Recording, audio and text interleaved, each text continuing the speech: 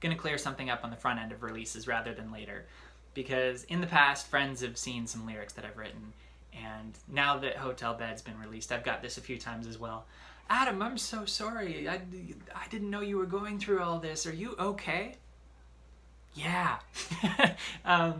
Basically, the way I do songwriting is the same way that an actor in a movie or a series would approach acting a role. It's not verbatim reality. It's not something that they're particularly going through. But in order to do the art of it, you have to draw on inspiration, which that can be stuff in my own life, in my past. That can be things that you know could have gone differently, where you could just explore that, the what ifs and what that would have led to, what that would have felt like, stuff like that. But also, you know, looking at what's happened with friends and family and just taking inspiration from wherever you can get it, and then using empathy to create something that connects in general better as best possible. So in fact, like, if I was to write everything from my own perspective and my own experience, songs wouldn't connect very well because my life is weird. It'd be difficult relating with what I would have to say in a lot of cases, honestly speaking. So I'll get back to that in a second.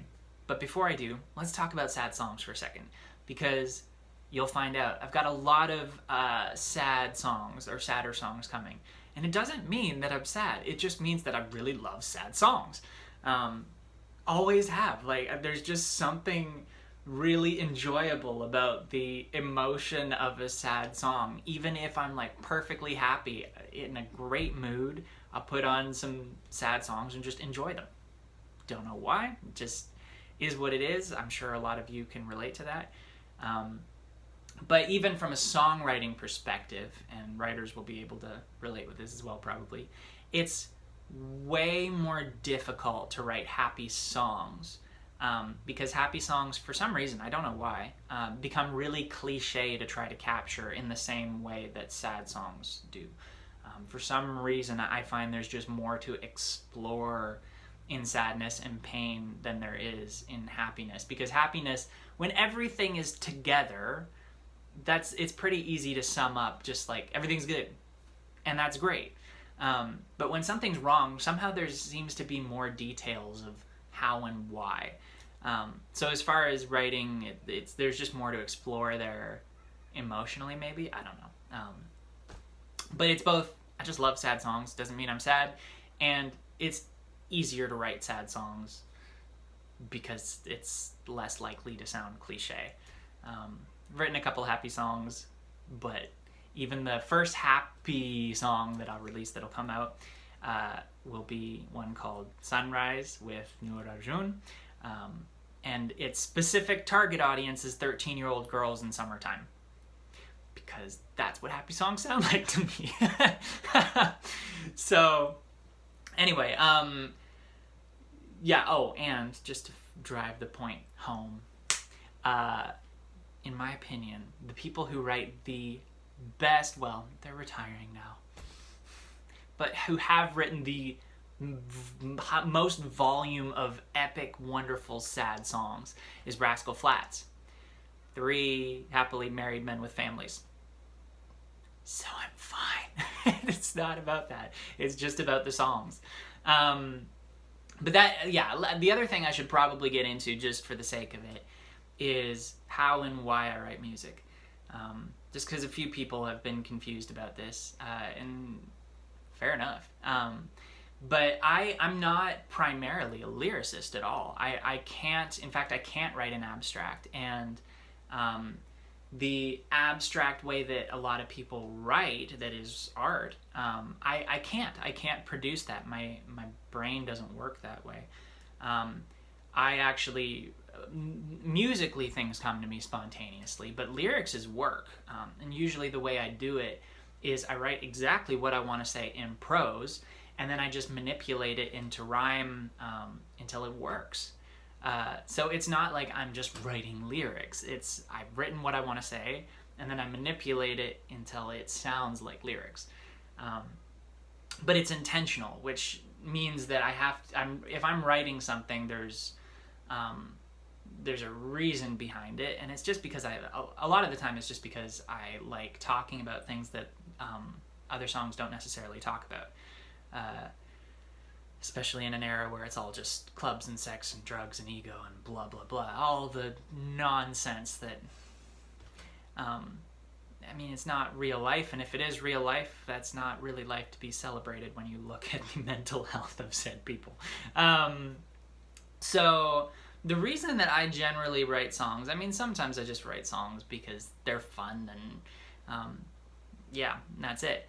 But the other reason that I write a lot of music is my highest values in life are love and truth.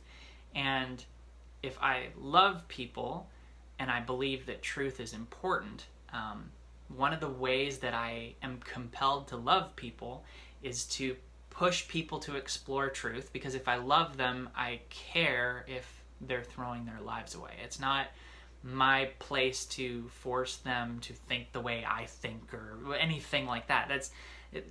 We have free will for a reason.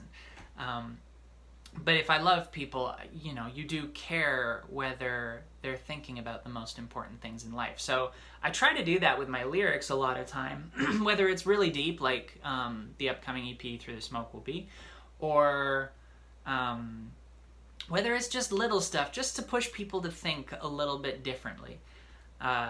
So yeah, that's usually, I told you the process of that. It's very active intentionality in writing lyrics. But the why of why I write a lot of lyrics, even if it's just subtle little things, is they're just things that I think it's good to think and talk about in general. And the more people are thinking and talking and exploring and growing in humility and desire to learn and ask questions, the more people are going to find answers to purpose and identity and the things that matter. So that is my why behind songwriting. And then ultimately looking to explore some of that in further depth in what you can't really do in a song through discussions on YouTube and stuff. So yeah, random information for you. There you go. One more thing just for the heck of it. I do write a lot of songs about relationships and heartbreak and stuff like that. Doesn't mean I'm some sad, desperate single who's suffering.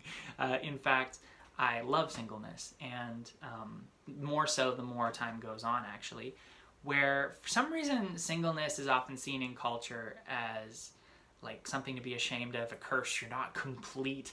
You're not a successful adult and member of society until you have a family and blah blah blah. Now, yes, I do see the healthy side of values of when that is healthy. But it's the assumption that there isn't healthy singleness that's weird to me. When you're in a relationship, and especially as you have a family and stuff like this, it's a beautiful thing, but it does mean that a lot of your time and energy and emotional energy is consumed by your inner circle. Which, I mean, if you love that and that's what you want to do with that stuff, great. But I'm an extrovert who really loves to love wide. And the beauty of being single, it really is a blessing in my opinion, is when you're single, you have all of that time and energy to invest wide. So I love it. And I don't see the need, honestly, personally, I don't see the need for romance in loving people. I can love my friends, I can love my family, you know? So, yeah, when I usually write about heartbreak and relationships, there's two things going on. One is I used to suffer with this stuff. Like, like I said, I love loving people. So there was integrity in my desires back then. It was just a couple years ago.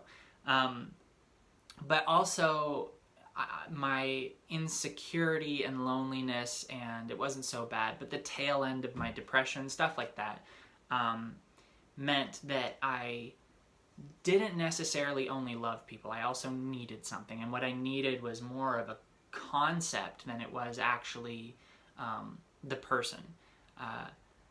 when you need something, it doesn't necessarily mean that you love it. It's taking. And loving, I'm going to talk about this more in the future, but loving is always a desire to give before a desire to take, whereas toxic relationships are a silent exchange of I will only give according to what I need to take. And as long as I can keep taking, I will keep giving, but if you stop giving, I will stop giving.